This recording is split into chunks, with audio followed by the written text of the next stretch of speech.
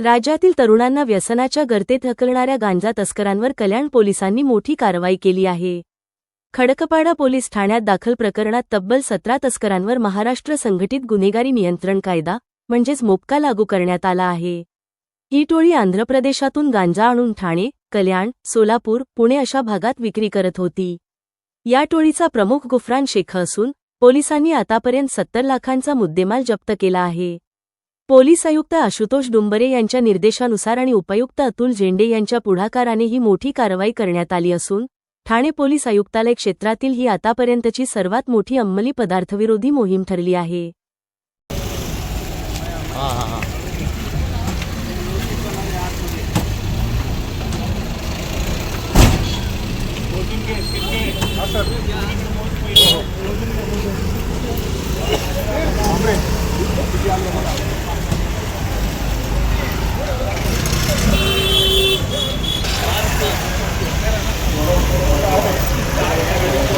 August महिन्यामध्ये Khadakpada police station या ठिकाणी आपण NDPS अंतर्गत गांजाचा गुन्हा दाखल केला होता.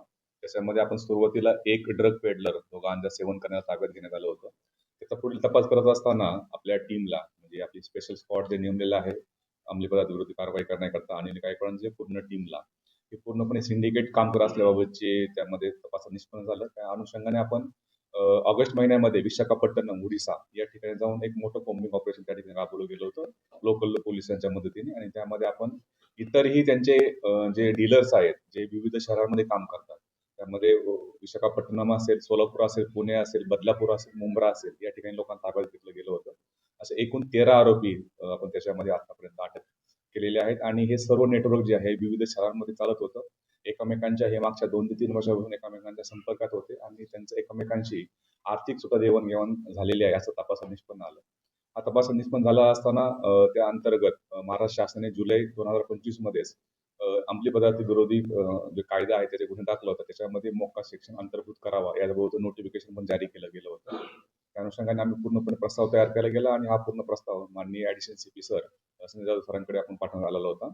आणि त्या ह्याच्यामधून ती परवानगी मिळाल्यानंतर आता आपण ह्या जो गुन्हा दाखल केलेला आहे खडकपाडा पोलीस स्टेशनला त्याच्यामध्ये MCOC त्यामध्ये अप्लाय केलेला आहे. आणि आपल्याकडे ठाणे आयुक्तालयामध्ये पहिल्याच अशी केस झालेली आहे की त्यामध्ये आपण अंमली पदार्थ नार्कोटिक्सच्या गुन्ह्यामध्ये मोक्का अंतर्गत कारवाई केलेली आहे. त्याच्यामध्ये आता आपण 13 लोकांना अटक केलेली आहे.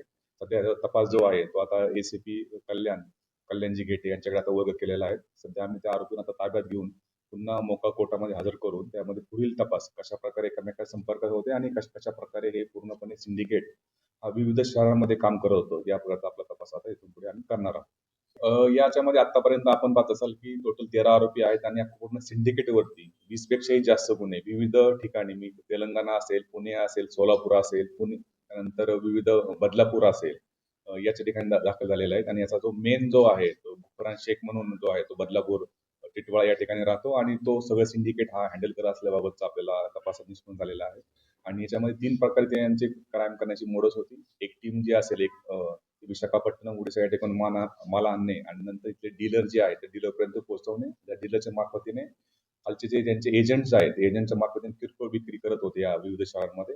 अशा प्रकारचा आपल्या तपासात निष्पन्न झालेला आहे. आणि हा गुफरान शेख जो आहे त्याच्यावरती आता यापूर्वी सुद्धा 6 गुन्हे त्याच्यावरती दाखल आहेत. इतरही जे आरोपी आहेत त्याच्यावरती तेलंगणा, पुणे असेल, बदलापूर असेल विविध ठिकाणी इव्हन यातले आरोपी जे आहेत त्यांना